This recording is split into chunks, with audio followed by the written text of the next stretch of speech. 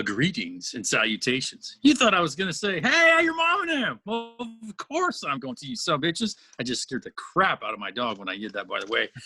Welcome to the Far Reaches. And as all of you watching at home at the old YouTube can see, all the Reachers are in the house. Myself, Micah, we've got Richard in L-Town, Raleigh up in Northeast Oregon, and Joel is in a van down by the river. So we're all here. We couldn't be happier. We really need to rename ourselves because Reachers does not sound good.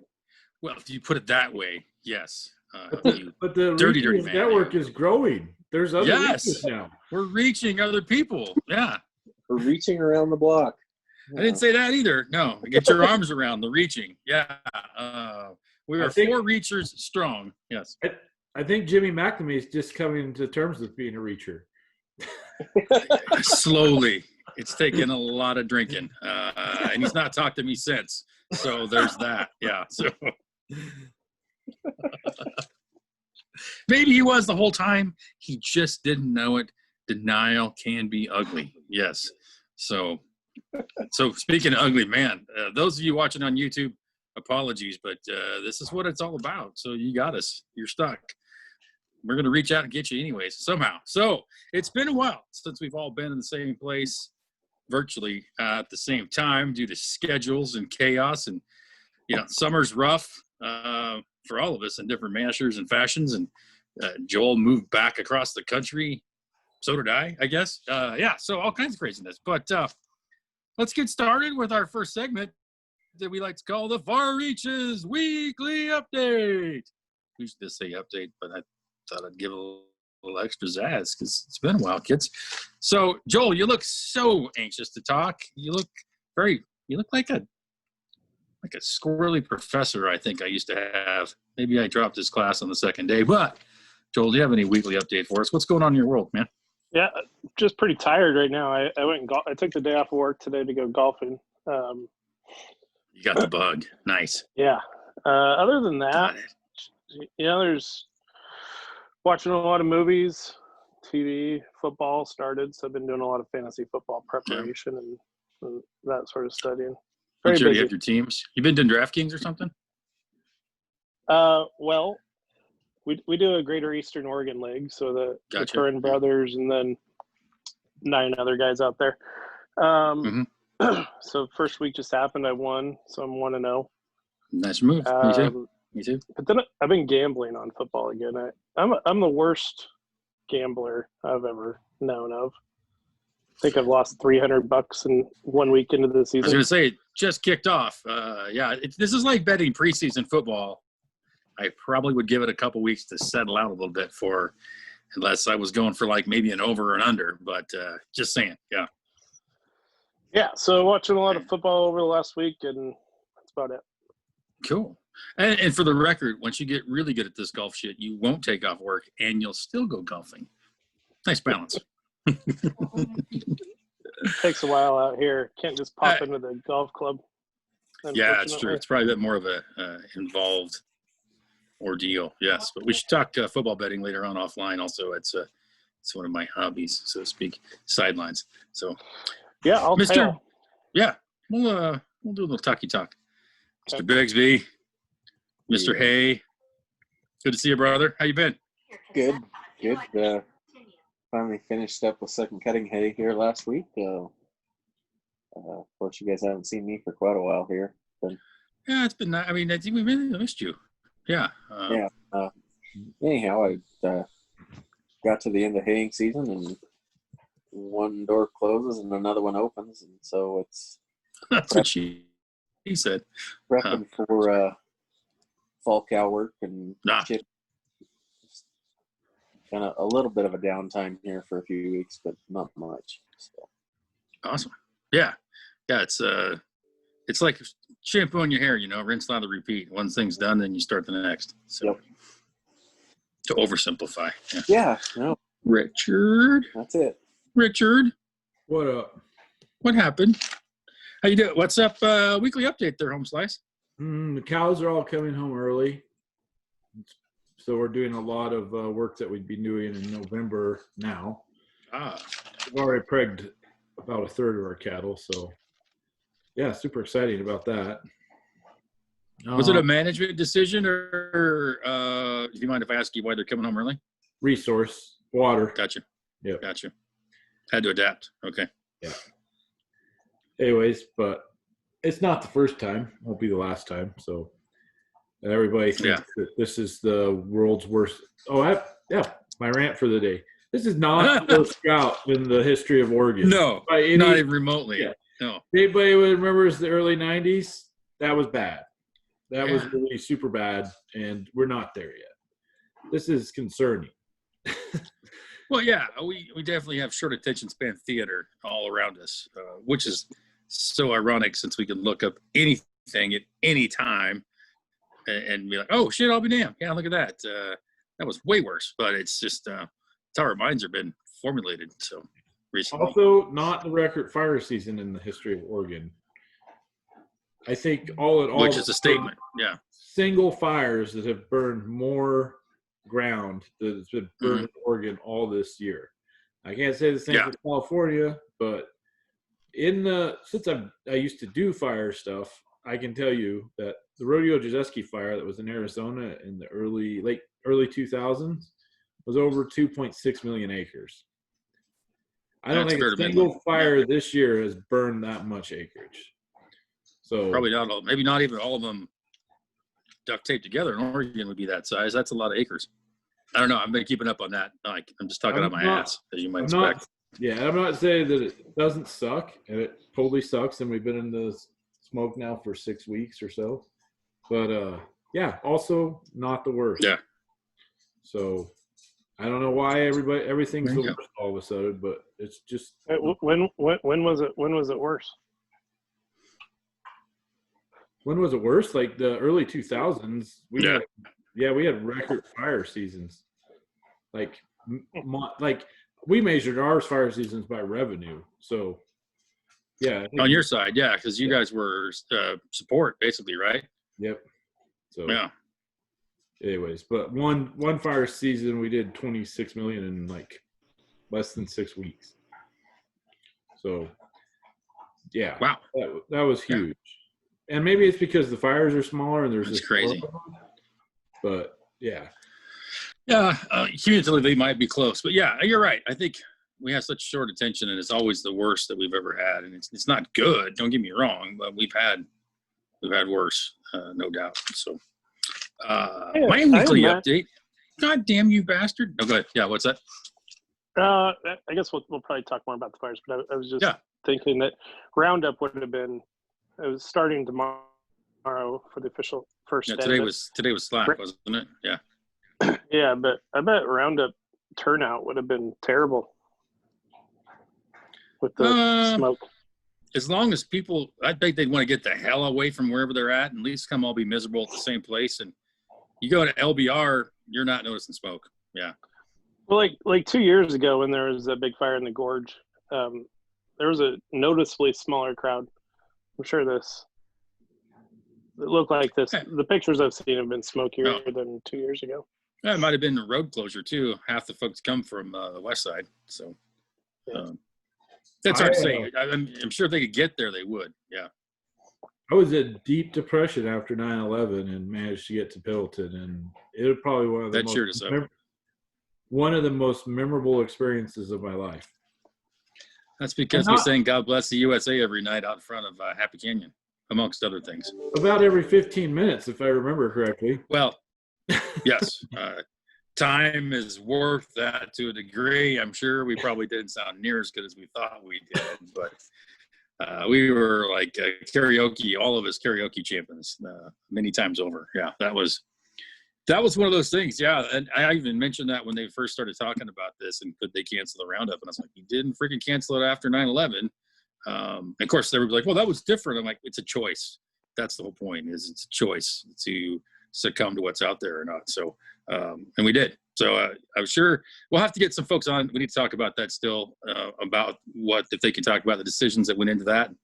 It's simply been an insurance thing. I'd also be curious, also, since Lake County still had theirs, with a lot of changes and updates, what they worked through to get around that. So, I mean, pretty damn proud of Hilltown, even more than normal. So, I think the one other thing I'll notice about the Pendleton 2011 or 2001 roundup, it was like a active defiance. Oh, Like, 100%. yeah, It was one of these to everybody. And for those Yeah. of you listening, I gave the bird. Yeah, it's like we're not stopping. And we seriously, either we thought or we were told it's a potential high value target for somebody wanting to come stomp on us some more, when you got that many a-holes in one place. I don't know. I thought that was kind of a bullshit rumor. I mean, really? Oh, yeah. It might have been in our brain. They might have just made it up. Yeah. It fit the narrative very well, made us all feel better. Yeah, but it certainly wasn't the Twin Towers. I mean, No. I guess I look at it from that perspective. I mean, yeah, everybody was fearful of what exactly had just happened versus what could happen still, and there is that. Yeah. But I don't think I think you might be giving the Pendleton Roundup too much credit for being a high value target under that situation. Oh, yeah, and I'm sure I am. But it was just a good statement at the time. You're like, there's not, they'd struck the East Coast. What's going on the West Coast? It's outside, and shit, who the hell knows? The main point being, though, whether that was true or bullshit, we still went ahead and had it. And we were all there Absolutely. Yeah, no, everybody with that on our mind, even like, so what? Who cares? So. And it's sad that attitude isn't carried out right now, really. I mean, in hindsight, I'm sure everybody has a different way of looking at it. But it's kind of, I think that America's going to kind of have to come back to that fly the bird attitude here a little bit and get past where we're at. So were we all there? Yes. Joel, were you there for 2001? Yeah, I was, but I was only 18. I was just sitting here thinking back on that, and I was so oblivious at 18. Like I didn't even think about them canceling it. I didn't even think that would be an option. I did. Yeah. Well, yeah, Yeah, it didn't make any like- sense. Yeah, like terrorists. What the hell are terrorists? Yeah, exactly. Never heard of this. It's interesting to see the difference in 20 years, really. I mean, it's not quite 20 years, but Well, 19, but yeah, it's close enough. We're rounding. Yeah. the way society is now compared to then as to how we react to certain things, like it's bizarre to watch society doing what they're doing today, having been through those situations and lived back then. Yes, I think the overall, I'm going to say complacency or willingness to just devour anything that's said in mass really gets my hair up and turns my guts. Every time I see these, I call it propaganda. Everywhere's got the same stupid message. And this is not about if you like masks or not. I don't give a shit about that. I'm talking about when something's pumped and promoted in a specific manner over and over and over with never any difference. That's what worries me. Here's one. We've all probably gotten onto Facebook today. Am I wrong? You're right. Did you get on Facebook, Richard, Joel? I get on LinkedIn. I don't have Facebook, but Oh, yeah. Richard's not a Facebooker. Yeah. Well, the very first thing that shows up on the news feed is climate change. That Facebook has posted and I'm going to make you aware of what climate change is right at the top of your news feed, and everybody has to see it. It's like, quit jamming your bullshit down our throat. That's I my totally missed that, for the record. yeah. It's on there. I didn't see it. Yeah. Kind of an ad. I caught some shit for I put up the map about, hey, how come there's no climate change in Canada? Because you look at the map, and it's like all the fires in the U.S. And then it's a fucking line right across that goes up. And you're like, could it be management perhaps and not climate change? Yeah. Maybe you were looking at a U.S. fire map. That was it too. Yeah. No, but there was a map. The map showed the fires that are going in Canada as well. Yeah, there was fires there. It's just not like a Oh, billion of them. Yeah. Yeah. But it's like a distinct line. You're like, there's a huge difference in management in those two areas. That's the main thing. That's what it boils down to. This is, one of my degrees is in this shit. So it's pretty much in the wheelhouse. Yeah. well, that's another thing it's so political. Forest fires are political. Which, Jesus Christ. Yeah. And I keep hearing from the right, they're saying, well, because of poor forest management practices in, I guess, liberal states, California, Washington, and Oregon. Mhm. What is, I mean, you guys are probably a lot closer to that and more familiar with specifically what that is. And are they really not doing anything? Because right now liberals are all on this whole science train. I've seen signs As long as around it's that just say convenient for science. my just say ass. science. Like, yeah, Yeah, that's the new Republicans holy water. Yeah. aren't going to forfeit science to you guys. What the hell are you No. talking about? So if the science says that good forest management practices are important, and then I think with like Oregon, just generally slowing down in the timber harvest and all that, is what else can they do? What can they do? Well, a lot of it, and guys, everybody else jump in too, but a lot of it comes from dead and diseased trees because they're too thick or beetle got in there. It's like beetle will kill one tree and then that kills other trees and then it just keeps growing. So you get these huge patches of dead trees. Now, if you can get there and harvest them right away, they're still valuable to some degree. And most importantly, you're getting the disease out of the forest. If you can't harvest it because it's held up for environmental reasons, then guess what? You get bigger dead patches and you have other fuels going in there. So when a fire does come along, you get this huge patch of dead shit that's going to burn super hot and super quick, and not like it used to when it would be more of a mosaic pattern and you get ladder fuels, and it just sets itself up for these huge events when you're not managing it. Because guess what? We touched that system a long, long time ago when man got here. So it needs to be a managed environment. It's not natural. It's not like when the earth first cooled and the dinosaurs came. So man touched it at some point. So now it needs to be managed to a degree because of that.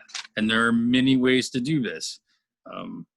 But basically when it's a hands off until something blows up, that's what's going to happen. Yeah, imagine it, like part of having the loggers in there working on that land, they can, by their own initiative, kind of clear out all that dead stuff, right? Because they need to do it either way. The alternative, if you're not going to log it, you'd have to send in crews to take care of it without the benefit of the trees, right? Yeah. So it would become a huge public expense for forest management. And if you don't graze it at times too. necessarily. What's that? I missed what it said. Is it not necessarily? No. What'd you say, Joel? I would think it would be expensive to send crews in there just to go after those dead trees like you were talking about. To thin it, it's Yeah. it's budgeted into the U.S. Yeah. Forest Service program every year for thinning crews. Should So be, yeah. it comes out of the taxpayers' dollars anyways. The flip side of that is you can drive through most of it.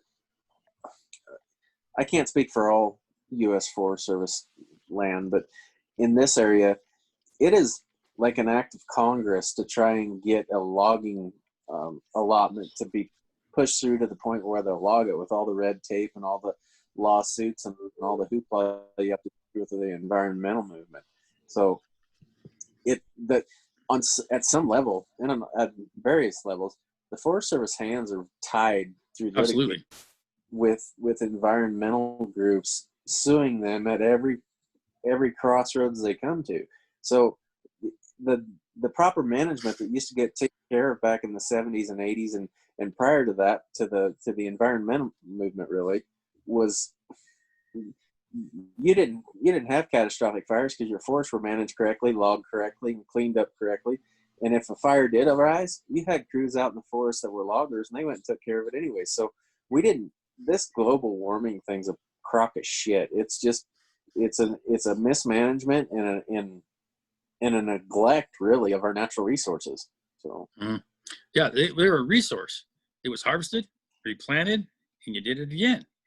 Not growing, dying, falling over, rotting in mass. And not to mention really reduction in grazing too has changed the ecosystem underneath a lot of the forest also. And that's another part of those.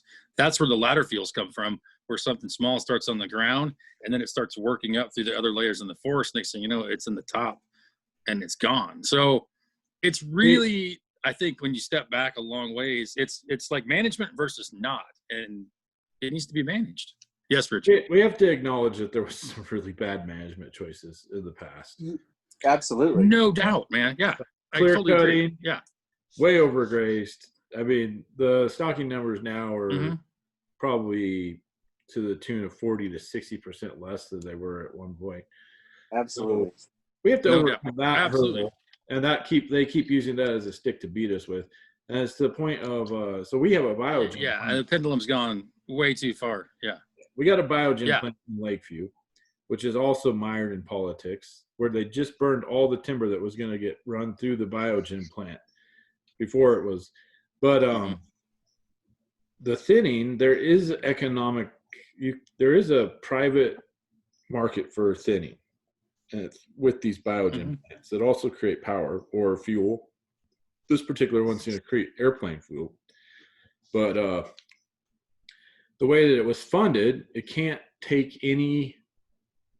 It was funded by the U.S. government, but it can't take any product off of U.S. government things because it was funded with oil money that was taxed to oil companies to offset the carbon thing. So because the U.S. government can't have anything to do with any oil stuff, then that leaves this biogen plant surrounded by 95% public lands to survive off of the remaining 5% of land in Lake County that isn't publicly owned.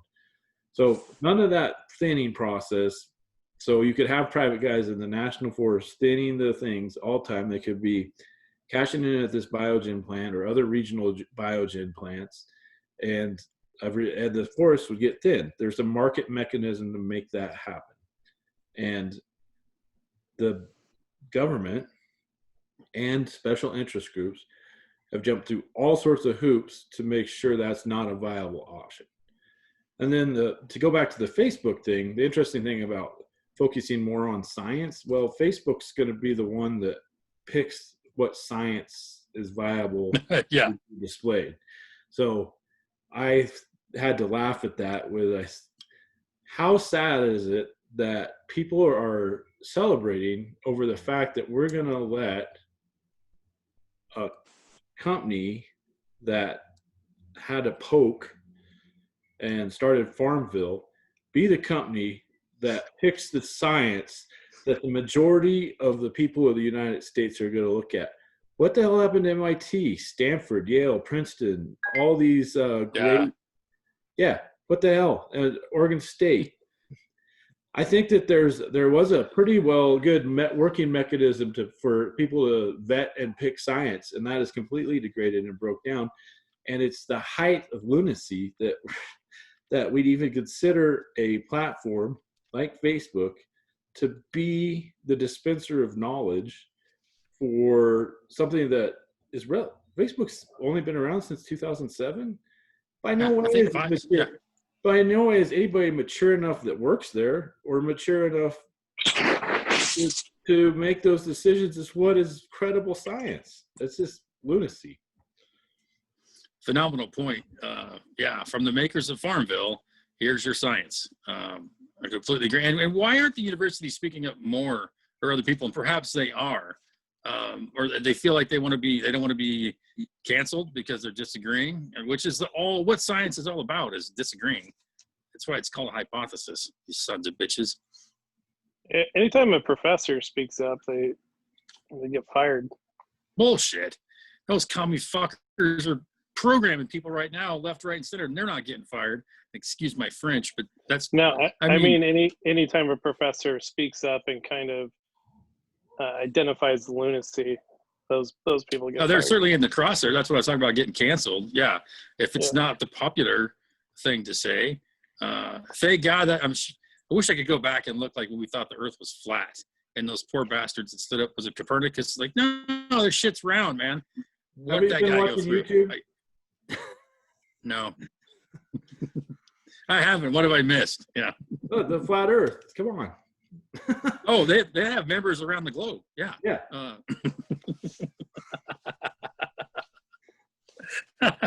Yeah, and talking, we got to keep going on climate change a little bit more. It used to be global warming. Now it got shifted to climate change because, well, it doesn't fit anymore.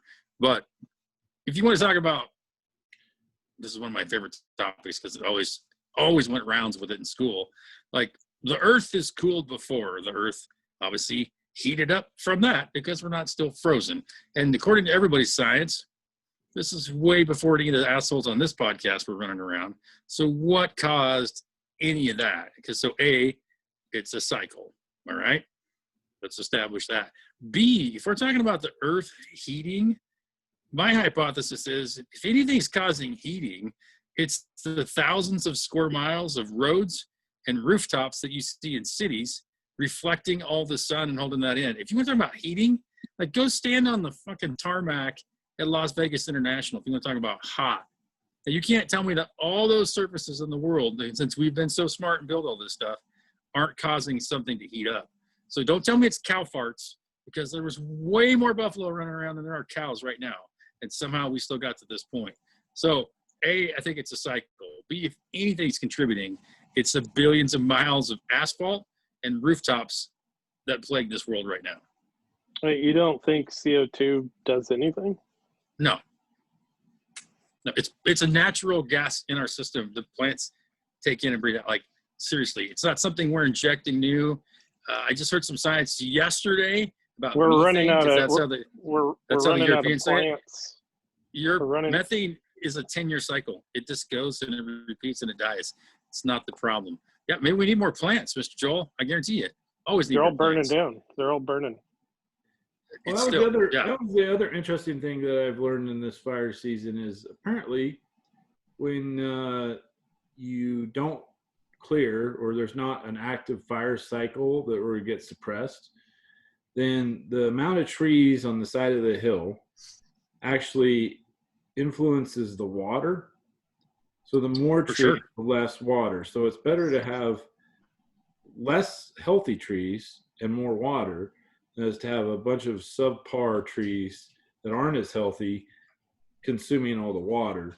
And everything that happens downstream from that, because all our water resources are in these watersheds, which start Mhm. high in the timber. And if the timber is consuming most of that water, then it's affecting everything downstream and affecting the entire cycle. So, Well, that watershed's really all about this is the Dr. Buckhouse line. It's to capture, storage, and most importantly, the safe release of that water back into the system. Every tree takes up a different type of water, like pine tree does take a fair amount. But like a juniper tree, they'll take every ounce of water that can hit the ground. And like, they've done studies around Prineville where there used to be a spring in a place they had from the records. Juniper comes in because it's not managed, takes over, spring goes away. Harvest the juniper, put them back on the ground. Guess what? Spring comes back. So yeah, they take a tremendous amount of resources. Again, this is about the management. And Richard hit it on the head. Wasn't always the best. Made mistakes. The pendulum's gone too far the other way. You know, if the kids are misbehaving, you don't just close the door and walk away. Like you say, don't do that, and then you keep going. You know, so that's the whole point. It's like, it's been managed. It has to continue to be. We have to try to find some way to agree on what that means. And everybody has their scientist in the corner, I think, usually pushing them out and saying X or Y. But again, it's about the discussion. That's the most important part.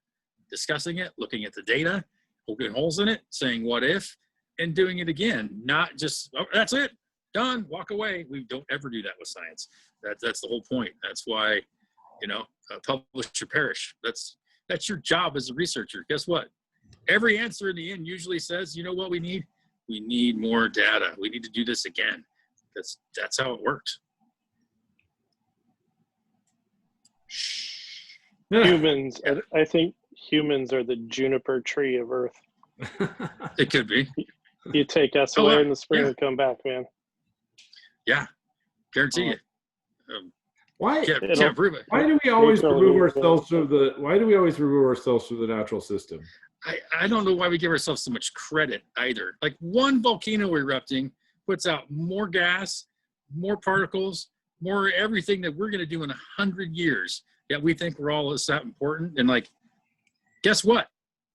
Here's another example for you. Supposedly, capitalism is the cause of hurricanes and shit. We've been pretty much shut down, or we're really heavily for at least 3 months during the first part of this Rona. Guess what? There's still droughts. There's still tornadoes. There's still hurricanes. Guess what? What we do don't mean shit to the weather. I hate to break it to anybody who thinks they're that important, but it don't matter. It's way bigger than we are. We are a speck on a speck. And all it takes is one volcano, and we're all gone instantly, Joel, and we are burnt little juniper trees. So, yeah, I think we give ourselves way too much credit for who we think we are and what we do. Just me. We're out of the gate firing on 21. Yeah, exactly. No, but I mean, you can't, like you said, there's the roads, we do have impact like any other species, but Sure. Like buffalo probably at times overpopulated on the Great Plains, but there was probably a natural die-off.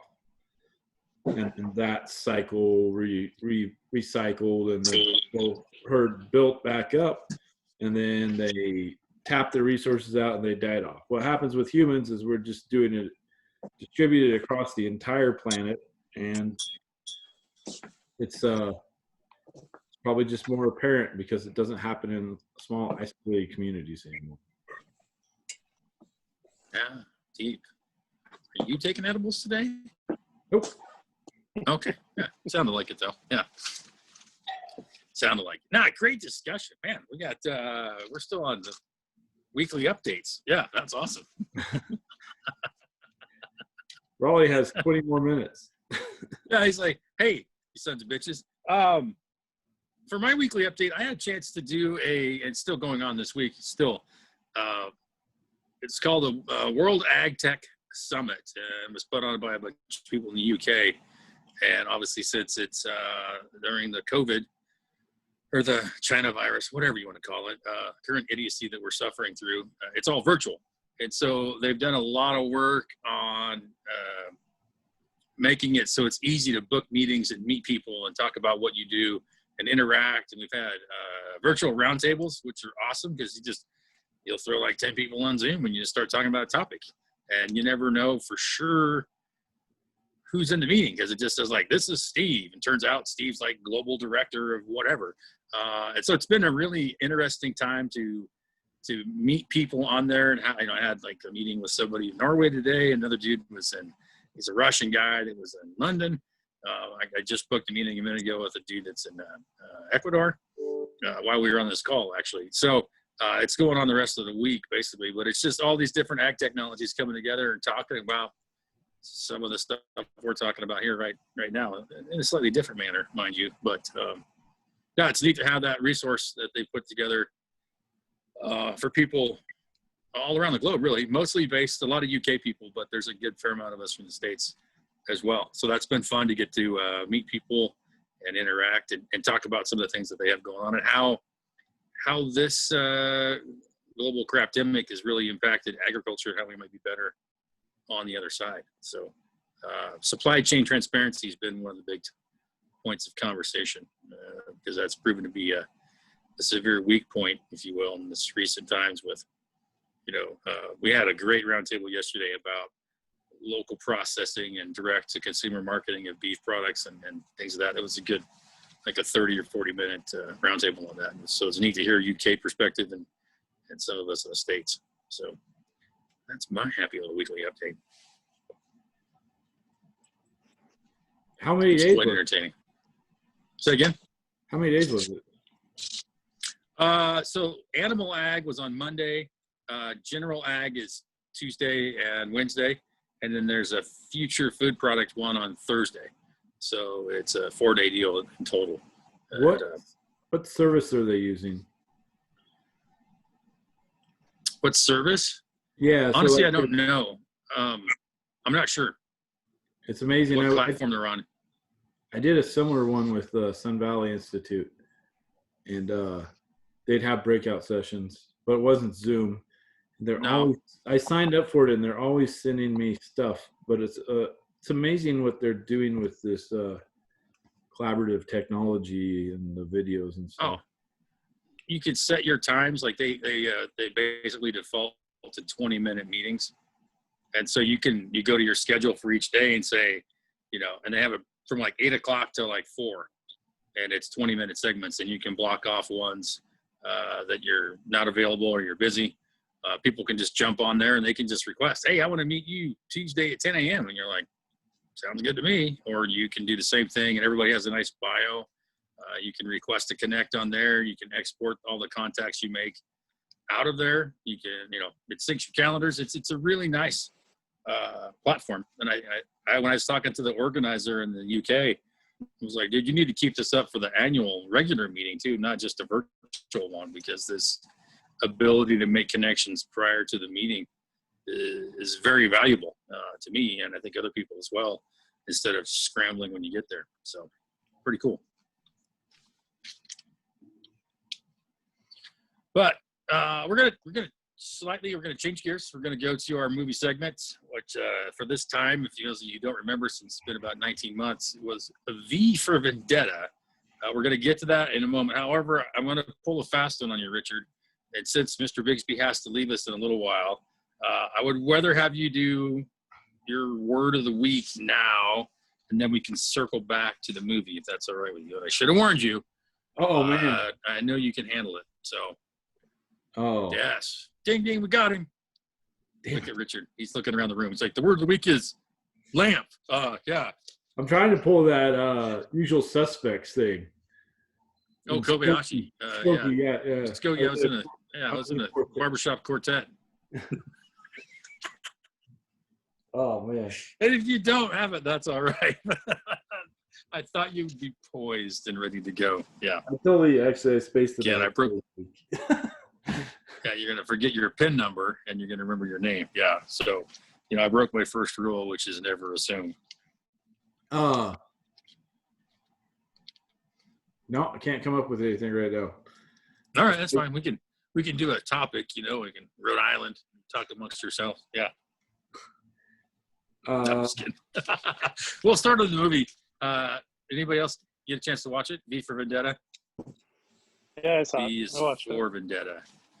2005. Miss Natalie Portman and a bunch of other people. Who cares? Mr. Yeah, Smith. it's very timely, Richard. Yeah. What's that? I watched it last night. I forgot about the whole disease Richard part seems of to it. be. There you are. You're somewhat frozen. Delayed. Uh-oh. You sound like a drunken robot. What's going on with your video? I don't know. I'll fix Say it. again? You guys carry on. I'll plug it in. It'll probably pick up. There you are. I think you're back. You had that drunken C-3PO talk for a moment.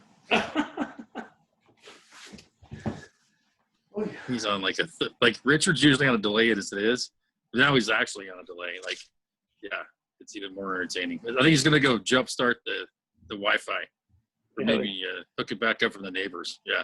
Put more He's got, ooh, that's hot. Put the wires back together, Yeah. put more gas in the internet machine. Yeah.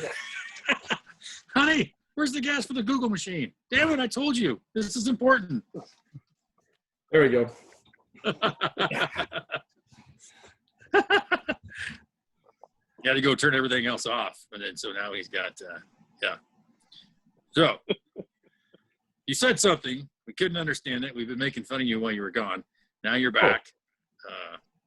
Yes. V was Mr. Smith from The Matrix. Ah, yes. Yes. V wore a mask the entire time of the movie, so you never seen who it was. But, Richard, you want to give us the quick, 30-second synopsis so Raleigh knows what he's going to get into when he gets a chance to watch this in the Swather or in the shop now? It's sort of I'd say it's sort of like an Ayn Randian tale. It's like a Fountainhead or Atlas Shrugged. And wow. Well, it speaks of everybody's individual responsibility to preserve their freedoms. Yes. To real in-depth part of that, and what the value of a society is that doesn't have those freedoms. and the abuse and the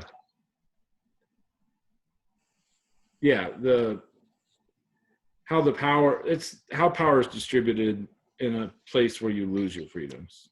Yes, it was about freedom, choices, power. Basically, one person had, through a series of a bunch of events, became like the penultimate source of power, watching all the time, in charge. Had if you disagreed, people were after you, and so there was this person called V, and Miss Portman, who she was sort of drug into helping. V was really against it and was going to do whatever he could to sort of get them at their own game, if you will. So, yeah, it was a highly entertaining movie. I hadn't seen it for a long time, and I really enjoyed it, even though it's disturbing because it kind of hits extra close to home now for me, anyways. So, yeah, it's smartly written, I thought, well acted. Probably overlooked at some time.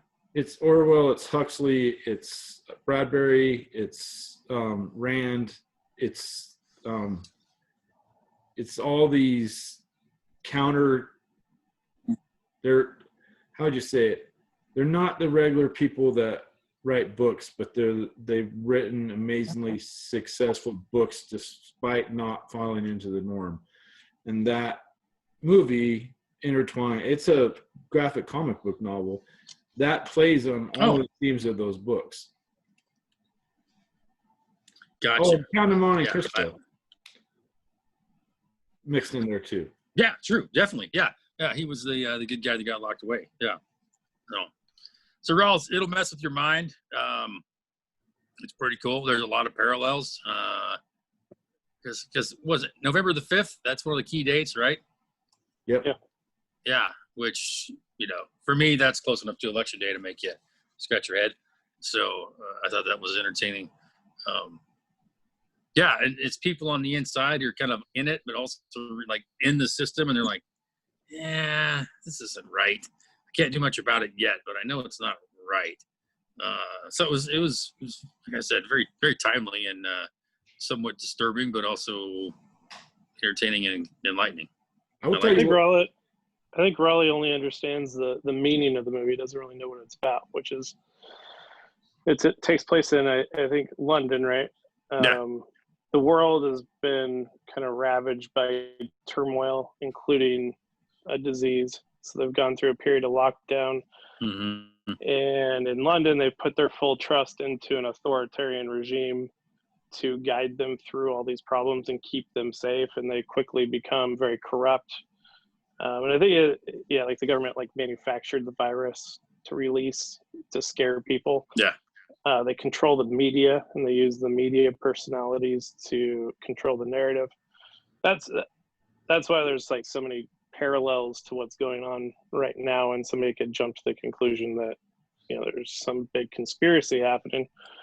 And I think it's really interesting that both sides in America, like the liberals and the far right or on the right, they both think that the other side is crazy and brainwashed.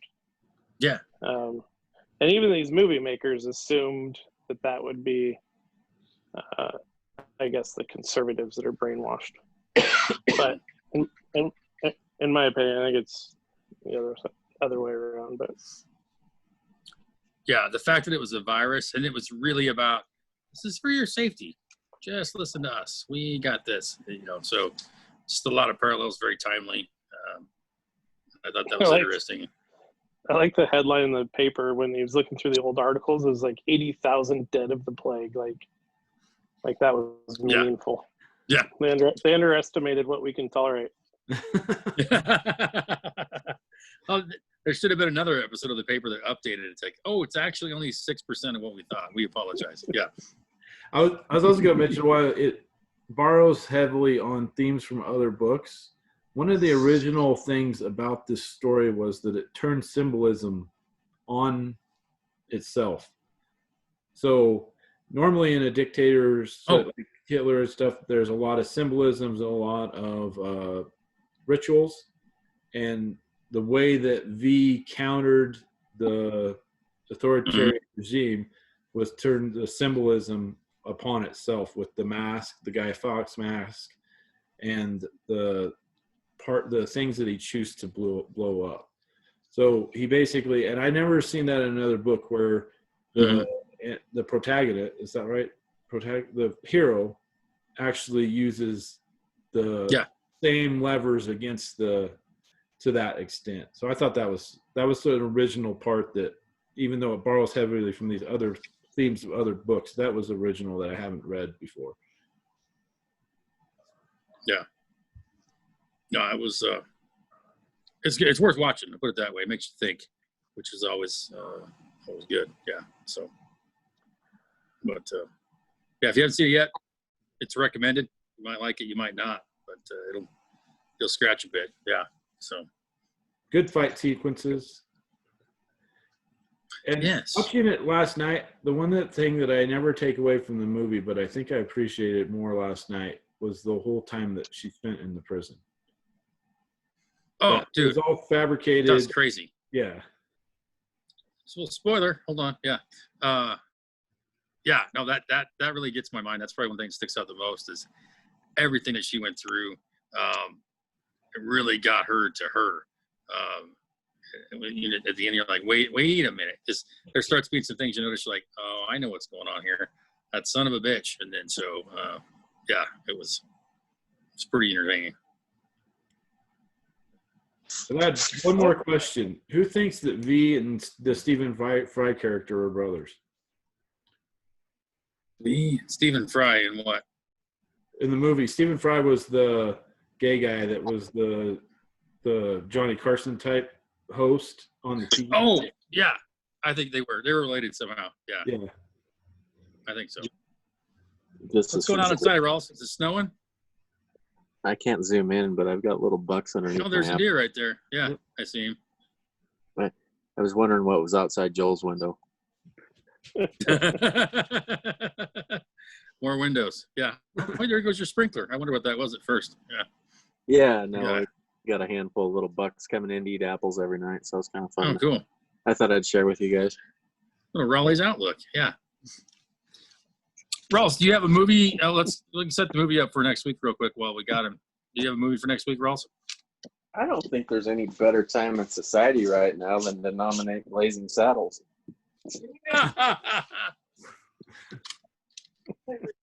As long as you're willing to go back and get a shitload of dimes. Yeah. I am. All right. Because the sheriff's getting near. So.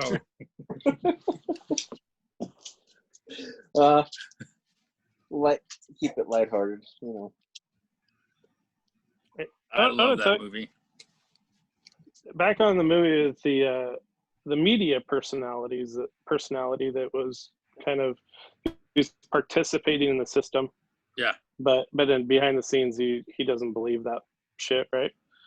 And it just sort of reminded me of, like, recently we've seen a couple things that I wanted to talk about, which was Trump's interview with Woodward, where he's revealing where he reveals, like, back in March or February, that talking about how serious of a threat this is.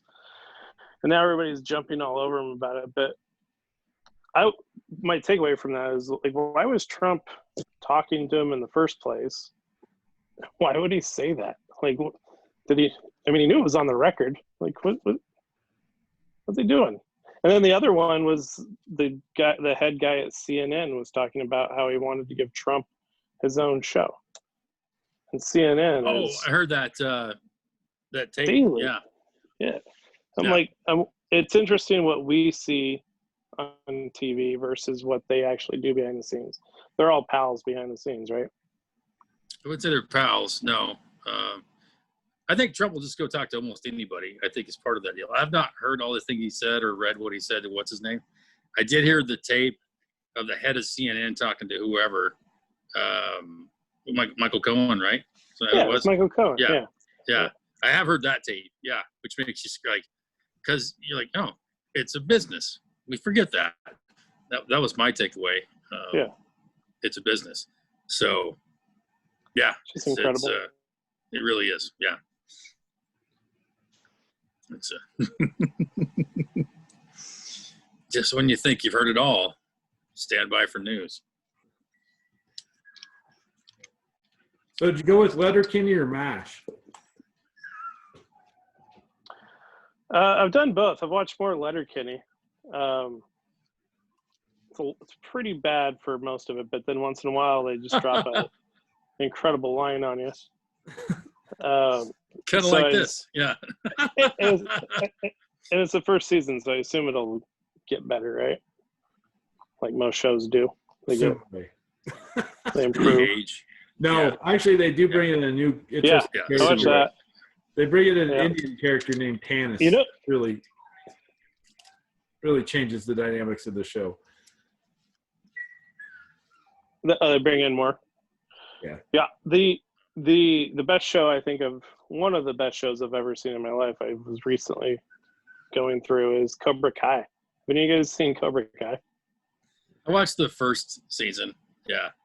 It's amazing. It's the best show ever. So, Rawls, it's a continuation of the Karate Kid, basically, like 30 years later or whatever. I've They're heard still, that. running around town. Yeah, one of them. Yeah, it was all right. I don't Yeah. know. It'd be hard pressed to make me believe there was ever a better TV series made than MASH. It's pretty good. Yeah. When I was little watching that, I didn't realize how political it was. Then when you watch it now, but yeah, they had a good Matt? forum. Yeah. For the Yeah. entire first episode, I thought is his name Radar? I think maybe I thought it was Jason Alexander. I think Jason Alexander is in some of the later episodes, though. A very young Jason Really? Alexander. Yes. And George Wendt from Cheers. Like the I cast. remember him. Yeah. Yeah. Yeah. But But, no, maybe I'm not right. Maybe Jason Alexander is in another one, but he's in. I don't think he's in MASH. No. What? Maybe Yeah. I can't remember which one he's in. But the interesting thing about, so I was encouraging Joel to watch MASH the movie, the original movie. Yeah. With Donald Yeah. Sutherland. And Tom Skerritt and yeah. And the reason that it got made was because at the time it was very political, but they were making Tora and Midway, same Yeah. theater studio. So nobody was paying attention to what they were doing when they were making MASH. And they sort of just greenlit it away, and then it hit the studio. So the studio executive was like trying to claw it back. But by then it had accomplished so much critical acclaim they couldn't. But it would have never got released if they'd been paying attention to what was being created. Like They it just sort of totally went missed the into the- executive. Yeah, it totally went over the executive's head that greenlit it, because it got out into the wild and they're like, "Oh no, this is scandalous." It's Why an was it awesome scandalous? movie. Why was Oh, it it had scandalous? nudity. It was really a picture about Vietnam, not South Korea. Yeah. It's critical. Yeah, of there's participation. Yeah, What's It it? Painless wants to commit suicide. yeah. All sorts of stuff. Yeah. It's still a really good movie though. Great actors. My goodness. The cast is insane. Yeah. So, All right. and it's one of the few I think they did a good job when they went from a movie to a TV show. I think they did a great job on who they cast and how it held up. Same So, writer. Raleigh, have you seen it all the way through the entire series? At There one must time, be 1,000 episodes. at Of one that show. time or another, probably. I mean, growing up where I grew up, we had a set of rabbit ears on the TV, and like the only program that you watched religiously, MASH. So I'm certain throughout my tenure as a child, I watched every episode. But as I go back through them on Hulu here, it's fun because I remember some of them, and it's like, gosh, I don't know if I remember this one. So I can't say I've seen them all for sure, but yeah. And then you look forward to the reoccurring characters, like the CIA guy, Major. What's his name? Oh yeah. Or Oh I don't recall his character name. yeah. I lost. and And then there then was, the psychiatrist. I was like Yep. psychiatrist. yeah. Yeah. And then oh, what's his name? Came and visit Margaret all the time. The older general. Oh, who was that? Yeah. Yeah, I think it was at least 12 years long, I think, But there the was series. there was more than one general that did that. Yeah, but there was a couple Throughout. That come and visited Hot Lips. Yeah, Yeah, Hot there's- Lips had a pass. Then there's debate Yeah. whether it was Harry Potter or Henry Blake. You know, like, and one of the saddest time. One of the monumental times in TV history is when Radar Yeah. comes to the operating room and tells him that Henry Blake died on the way home. Yeah. I was just thinking about that. Yeah. I still get goosebumps, dude. Like that, I think, wasn't that episode of the series finale of MASH, I think still holds the record for most views, like It at used one to time, like until- the largest television audience. It used to until American Idol, I think.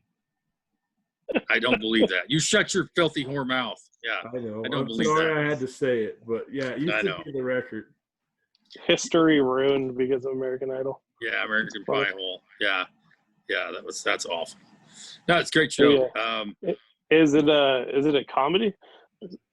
The other old show I'm watching still, working on, is Family Ties, and that show's hilarious. Alex is- P. Keaton. Yeah. Is MASH supposed to be funny? MASH is funny. MASH is also kind of a drama at times, but it's certainly hilarious the way they pick on Charles Winchester or Frank Burns. They drive him apeshit.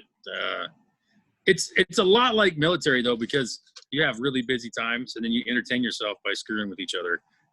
Really. Yeah, I remember that.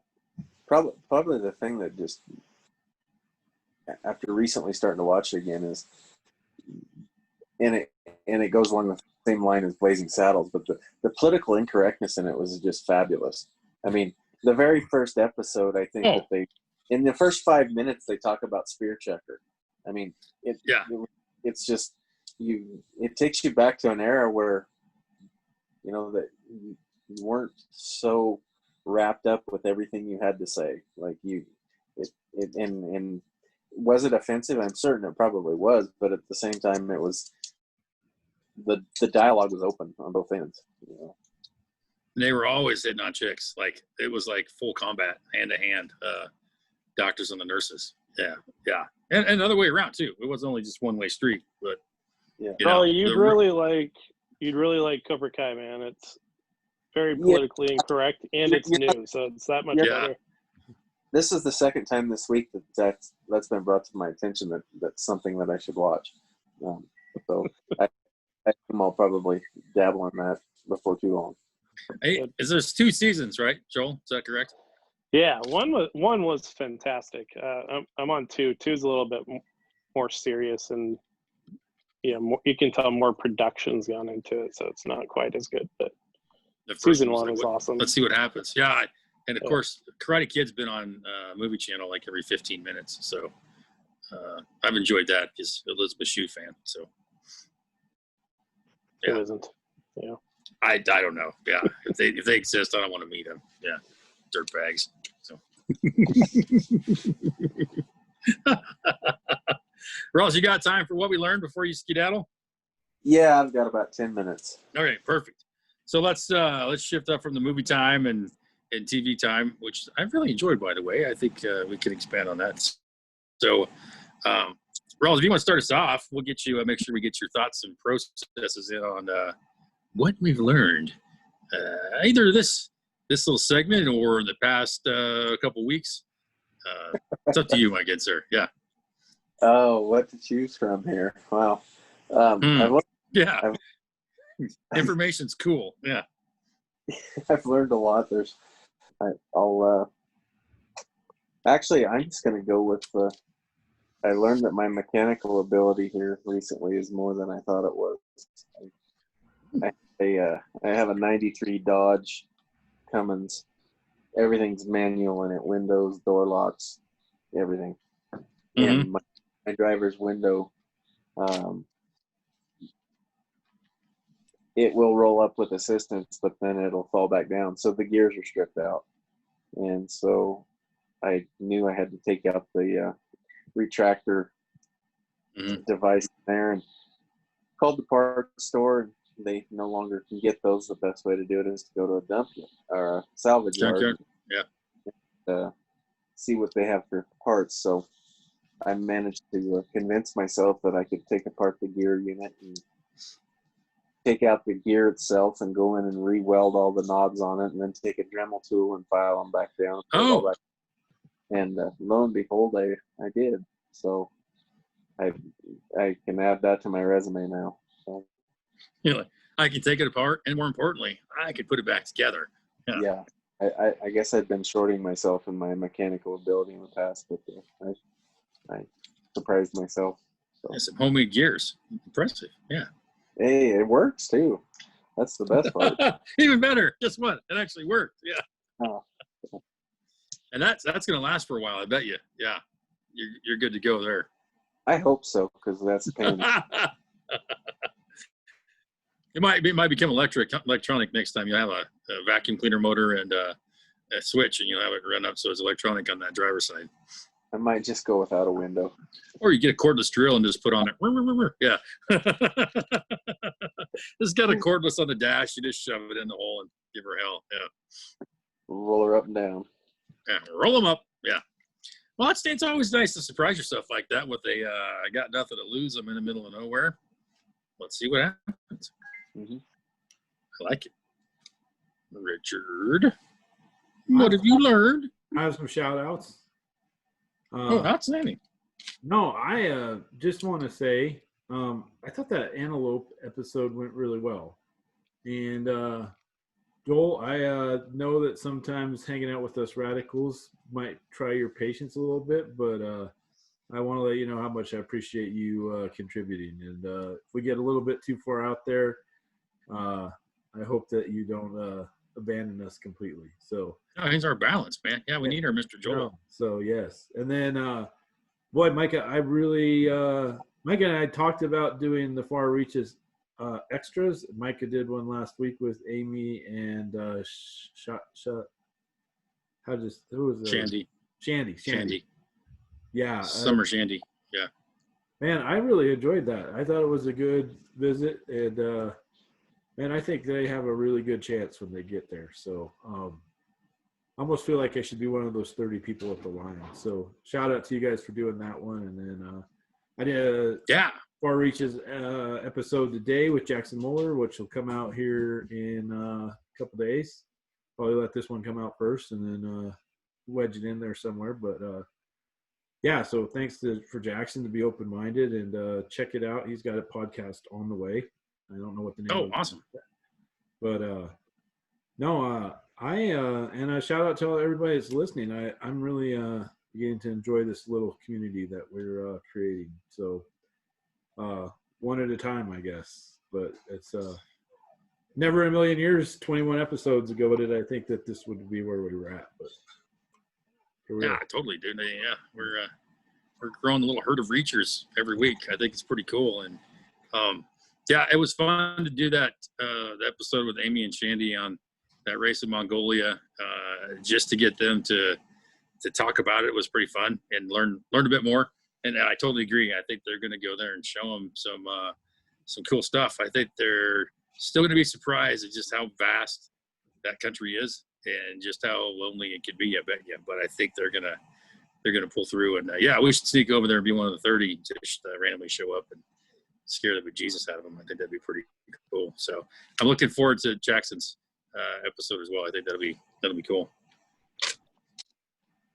So that's good. That counts for a nice what we learned. Yeah, Mr. Joel, you and your you should look like you're like I have many leather-bound books that smell of mahogany. Yes. I don't know what I really learned. Trying to learn how to connect my Bluetooth speakers to my internet TV. Cool. So I've got some learning what doesn't work. That's how you get to what you learned. Yeah. I knew how to do it back in February. I just can't remember how to do it.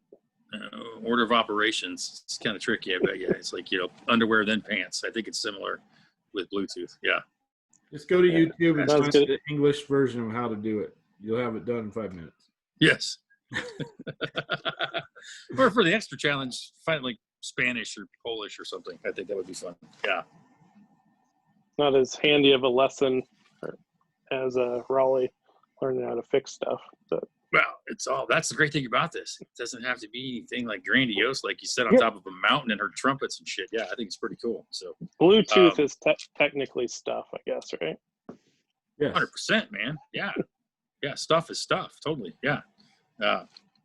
I learned this past weekend that I really need to take more time just to shut everything off and just read and let that take my brain for a walk, because I did that this past weekend and I really, really enjoyed it. It was awesome. I read a cool book about Florida and old school and some of the early cow guys.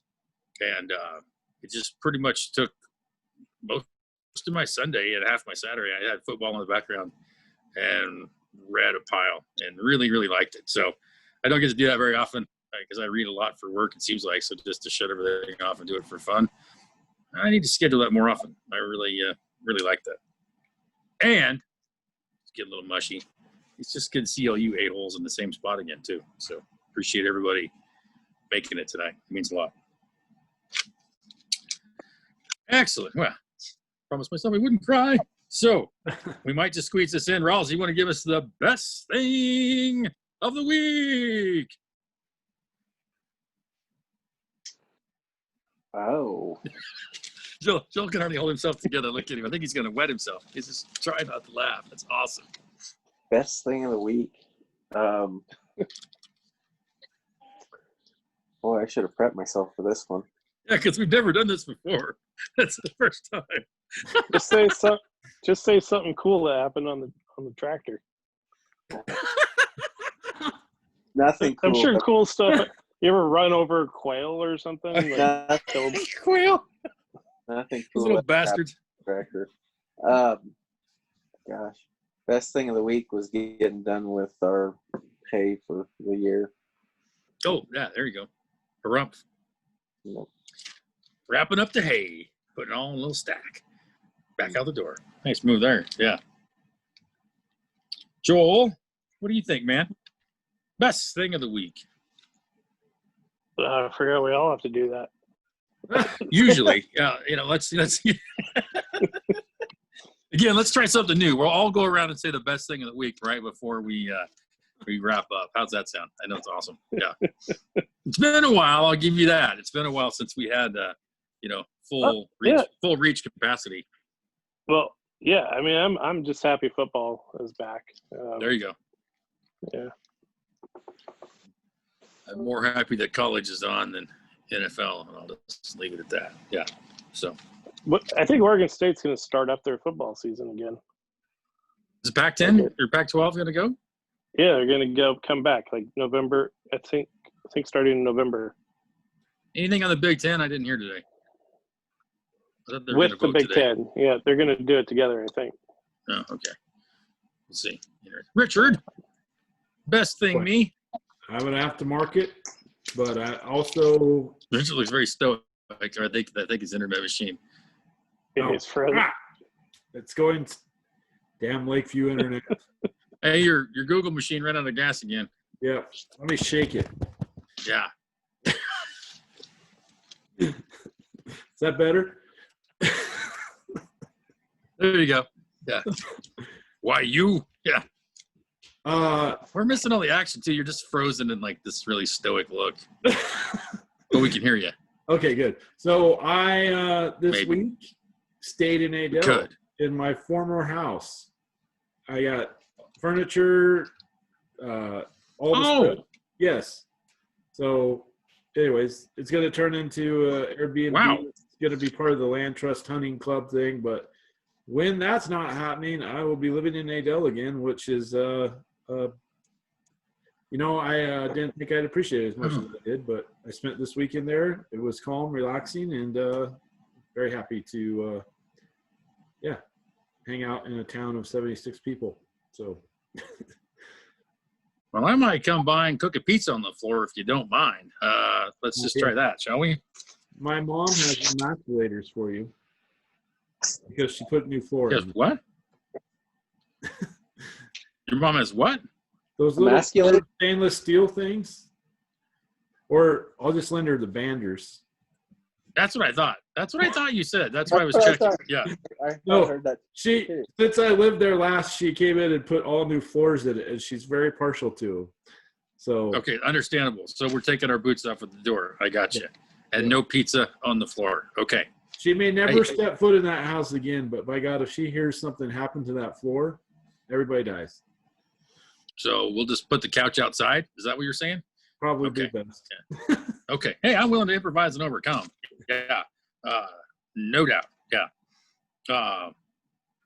I guess is it me? Do I have to go too? No, I don't have to go. That's fine. Yeah, you go. No, I'm going to say it. Best thing of the week. You four a-holes or us four a-holes. Yeah. What's your new office in there? What's that? What's your new office? Did you move?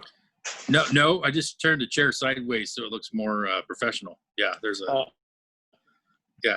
Like I'm crammed in my little front room / bedroom, and it's all stacked up on a desk. It's not a desk. It's like a nightstand. But yeah, I'm in my captain's chair, and there's a picture behind me, and I was like, if I had a pipe or something, it'd look perfect. But no, it's still just. I thought maybe you bought a new house. Not yet. No, or something. my You big didn't tell us. quandary is where I want to live, because I've come to this realization that I'm not sure if we're ever going to have full-time office hours where I'm at. Like most everybody works from home, and so I'm like, I don't mind living an hour and a half away from the office, then, which puts me over in St. Augustine on the East Coast or Cedar Key on the Gulf side. So I'm kind of pondering that around. Yeah. Of course, as soon as I decide that, we'll probably go back to daily office time. But yeah, so I've been kind of pondering. watching the Oregon MLS, and it is being flooded with commercial office properties. So I think it's the day of the traditional office maybe coming to a conclusion. I would guess. Yeah. Like if I had a more office space and more reliable internet, there'd be no way I'd go to the office every day. It's like a 40-minute drive for me. It's kind of, and when I'm there, I don't hardly see anybody except I might run into them in the hallway when I go into the bathroom or get more coffee. But like, we don't talk face to face hardly ever. It's usually a video call. So yeah, it's different. So I watch people go by and make fun of them from my third floor window, but that's about it. Yeah. So and I put a refrigerator in my office and everything. Keep 6 packs of soda, or whatever you want to keep cold in there. So yeah. Well, But yeah, you're right, Richard. It's changing. I hate to. Rawls, you leaving us? Yeah, I hate to abandon you yet, but I'm gonna jump off. So. Well, we appreciate the time we had while you were here. Well, we'll let me know on the scheduling for next week, and we'll have some good Blazing Saddles to talk about. Oh yeah, you can. He's gonna do it. The darn fool's gonna do it. Yeah. So, Rawls, enjoy. We will talk to you soon, good sir. Thank you much. Wow, Mongo like candy. They're always still going now. I've stopped talking. I'm still not talking now. Yes.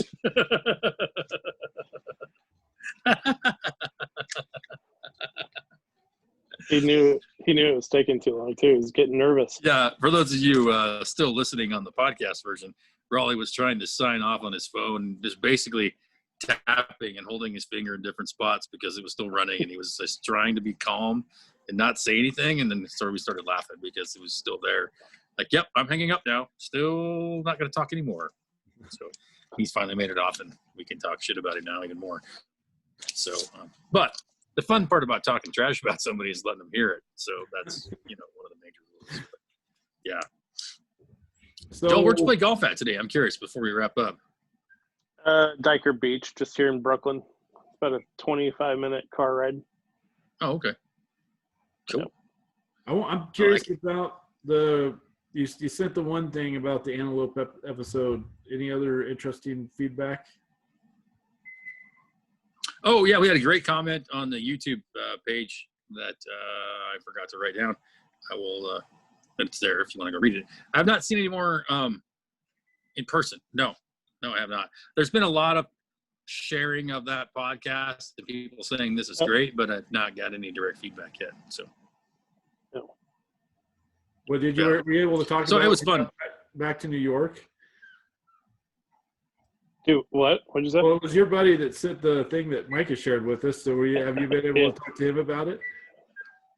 I haven't talked to him on the phone. We texted a little bit, but beforehand, I told him that we were doing that, and he was like, "You gotta make sure you ask them tough questions."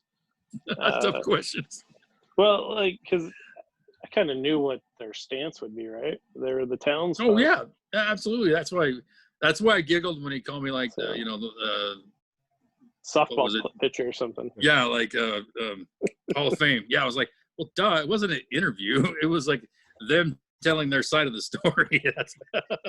But I loved his comments though, because it was true. Yeah, yeah, it was great. That's what it was in my mind. That's what it was walking in, was their response to what you had said, and not necessarily that, but their response to the movie. That's what I wanted. So yeah, and I appreciated your questions too. I just wanted you to give him a chance to answer before he asked the next one. So, Well, I don't know. well, details. No, it was really fun. I think it was great. Yeah, I think Yeah, the it was fact that cool. we got the chance to have them all on there, and Amy's texted me a couple times, been like, "Man, I didn't realize how much emotion that turned up in me that I had forgotten or suppressed." And I guess that would be some of the major feedback I got from her, was like, I didn't realize how much that impacted me until we talked about it again. And so I'm really grateful for her and Jimmy to share what they did. On the eve I of think that's almost the first time losing they her talked about house, it in quite a I while. imagine she was a little emotional anyway. Yeah. Yes, you can see the burn line just out the back door. Yeah, that's one reason why we had to kick it back a couple nights, because they were literally still battling the blaze. And it's like, yeah, we'll give you a couple nights to recover. So it was crazy. Can you imagine if Antelope people hadn't complained about the Rajneeshis being there? What if like that their vision took off and they created this oasis in Central Oregon, North Central Oregon? Maybe where like 50,000 people were living now. How cool of a feature of Oregon would that be today? I think it'd be rad. It'd be like Bend right now, basically. Well, I mean, it'd be a lot more. Sorry. Right? Yeah, I guess it'd probably be on fire right now, burning with from the protests, not from the fires. Yeah, it's one of those things. And what was your friend's name again? I can't remember. Richard, we lose you? I thought you were just listening intently. Billy. There you are. Billy. Hello. I'm here. Go on. What were you asking? What? Oh, Billy. You asked who my friend was? Yeah, Billy. Richard's Google machine keeps running out of fuel. He's got to go get on the bicycle and pedal harder. But about his comment on the YouTube channel was about it's basically rural gentrification, which I thought was really interesting because, I just saw some things about San Francisco recently, and how, there's a neighborhood, or south side of Chicago is pretty famous too. There's a neighborhood, and then people just start coming in because it's a place to be. And next thing you know, they completely change that landscape because people move in, people sell, people get rent out. They look around, they don't know anybody anymore. People buy houses or fix them up, property taxes go up, and they have to leave. And it was the same thing. He's like, this is rural. The episode of that, I was like, wow, that's a really interesting way to put that, because in my mind, that's exactly what was going on, and it's happening still today in different ways. Yeah. See, the interesting thing I thought about that was a great point. I tried to join a fraternity in college. I tried to join the Knights of Columbus when I got here. I cannot handle that ritual, brotherhood, sisterhood, fraternal, like play acting stuff. It drives me batty.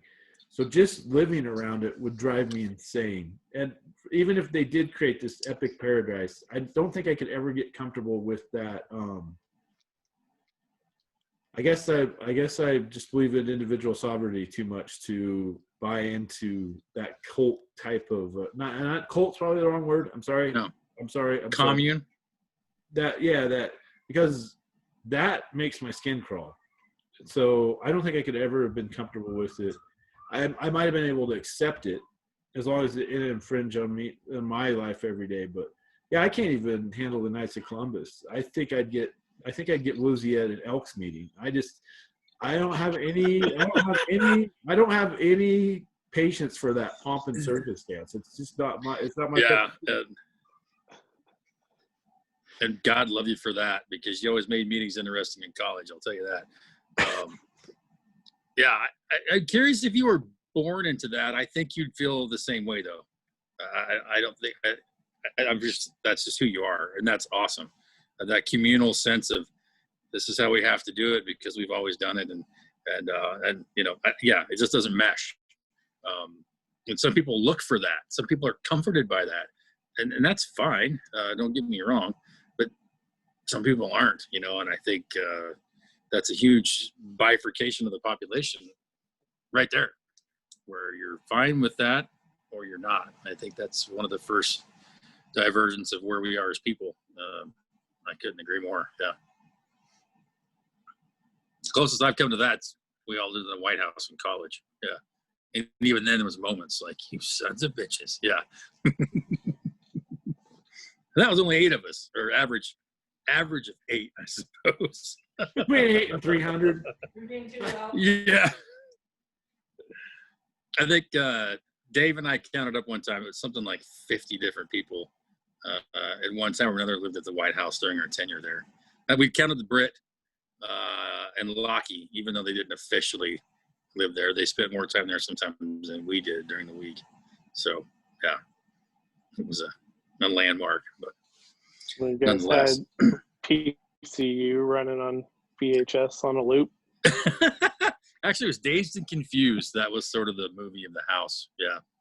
Okay. That was Kevin Conn would show up with some beer or whiskey and like, let's watch Dazed and Confused. Sounds good to me, Kevy. That's right. Kevin Conn's nickname is Kevy. And so I just say that because we went home for spring break one time and had a great dinner with Kevin's parents.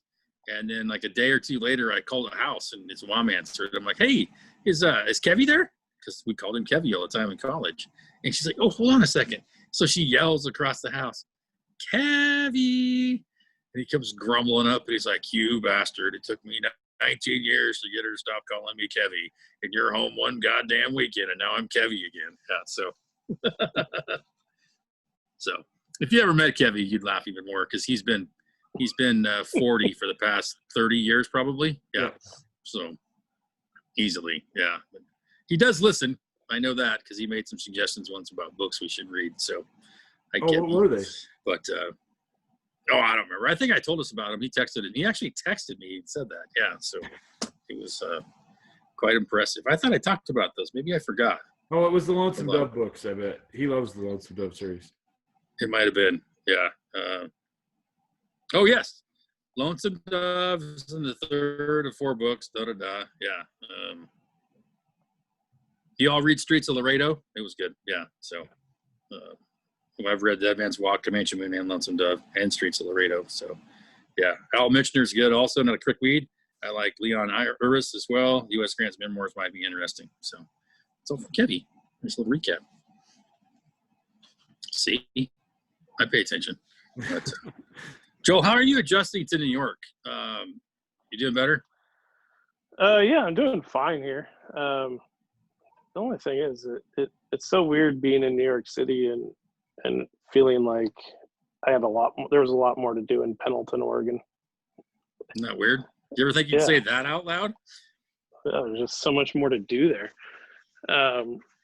Yeah, so that's pretty tough to accept. This message brought to you by the Pendleton Chamber of Commerce. Pendleton, more to do than Brooklyn. Yeah.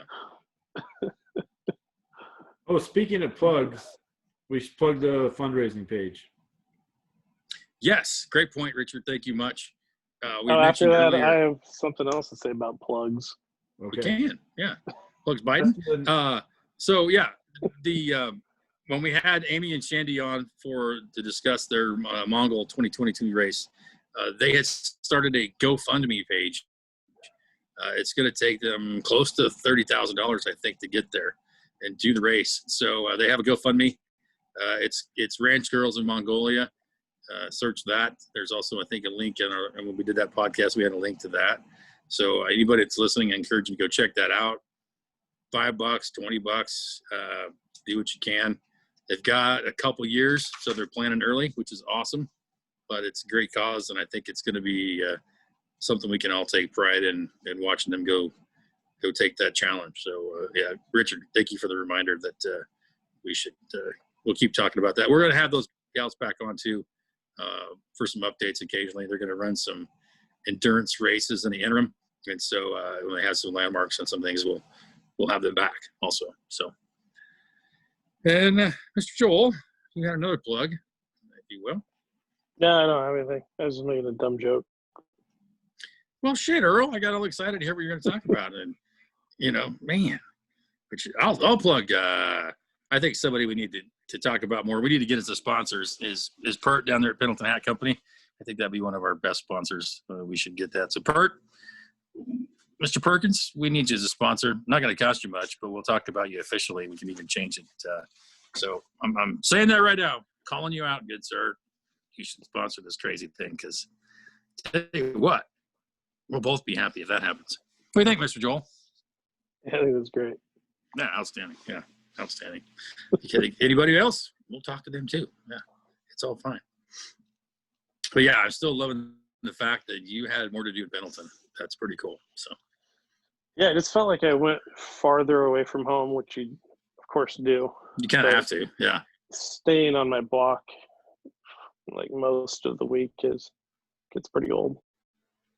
And I'm throwing down a challenge. I'm throwing down a challenge to Joel right now. What's that? 60 days. We're expecting a Far Reaches extra from you. You picked a guess. In 60 days? Yep. Yeah. Yeah.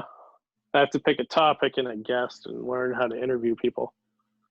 Other than that, though, you're right there ready to go. Yeah. Yeah, you already know how to do all that. Yeah, you just haven't picked anybody. So, dude, you know a movie?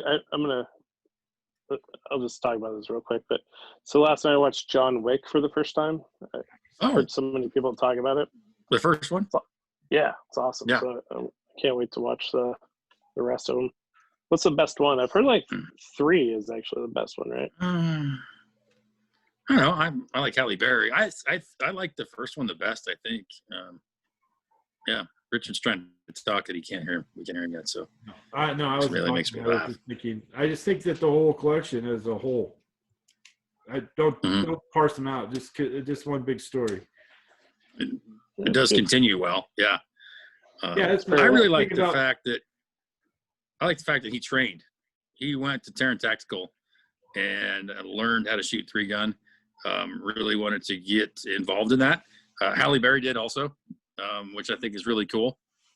That guy's place was around Hollywood, actually burned down. That was the last fires they had last summer. But yeah, that impressed me that he actually did that, embraced it, and is actually very, very competent, and more than competent, I would say. He's quite skilled when it comes to shooting, which is pretty cool. The other good one to watch that I watched on Netflix is Social Dilemma. Is it Social Dilemma or is it? It's about social media, and it's really good. I mean, you know it all intuitively, but it's just nice to have it reinforced. So, worth a watch. It's odd that they would actually have that on Netflix. Yeah. I just watched American Graffiti for the first time too. That was a good movie too. Oh wow! That's it. That will become a movie of the week. That was interesting. Quality. What was going on there? Great cast. Great. Really kind of summarizes smaller town life and how things change. Yeah. Your car's uglier than I am. Yeah. Directed by the same director that brought you Howard the Duck. Hey, come on, man. He did more than that. That's kind of mean. Yeah. We don't bring up that stupid stuff about each other, do we? No, of course we don't. So yeah, I think that's unnecessary. Yeah. I hear Howard's in Marvel Phase 5. Yeah, that's what everybody went crazy when they showed him on the first one. I think wasn't it the very end of the first Marvel or freaking Guardians of the Galaxy or something? He was in there, wasn't he? Yeah, that's way beyond me. I lost track of all that shit too long ago. Yeah, I sound like get off my yard guy now. That's sad. Like I don't even know which Star Wars is what now. Like what is that? Is that new? Is that old? Which one is that? Who's what? Yeah, it's awful. Yeah, so now I understand when people are like, I don't give. Yeah, so I mean, I know what WAP is, but I don't know shit about what Star Wars is doing what. Yeah, so. WAP? Did you just say WAP? I did, yes. Well, like I said, I know some random stuff. Yeah, so, anyways, yeah. How could you? That seems like a high point, don't it? Yeah. I mean, I would have pronounced it WAP. I thought it was WAP. I don't know. Now, WAP is, you don't say that in New York, do you? It sounds like it might be something derogatory. I don't know though. Yeah, it is. Yeah. Well, word of the day. That way. Yeah. Word of the day is WAP by Mr. Joel. Because that's the sound they make when they hit you with a sap, too. Yeah. I think it's WAP. Is it WAP or WAP? I pity the poor listeners that have made it this far. Yeah, those of you who have like a really long drive and are still like, is this thing still going? Yeah, it's kind of like Ferris Bueller's Day Off at the end. Like, what? You're still here? Oh, go home now. Yeah. You should have left when Raleigh left. I'm sorry. Bump. Ooh, don't. Yeah, I was like, what? You're still here? Yeah. This is this is actually inadvertently turned into a Far Reaches extra right here. Yeah, this is they thought they'd turned off the cameras, but no, let's catch behind the scenes for Far Reaches Unplugged. Yeah. Anyways. Well, Maniacs, it's getting towards my bedtime. I have a busy week still, but I can't tell you how much I appreciate everybody making time and getting it scheduled in. As much as we appreciate the listeners too, and everybody sharing and talking about it, and just enjoying for regular people, I guess, talking, which is some of the feedback I've heard from people. Like, it's just how I would talk if I was talking about that, and I appreciate that. So, I think we're true to that, and I think we have a good balance, even though we get out of whack every once in a while. So one of us usually pulls the other ones back in line. Seems to fall on Joel quite a bit, but that's why we have him. Yeah, so mandatory. But you guys, anything final thoughts before we wrap up and put these people out of their misery? Next time Joel's visiting in Pendleton and goes on vacation, he needs to come down and stay in 8L.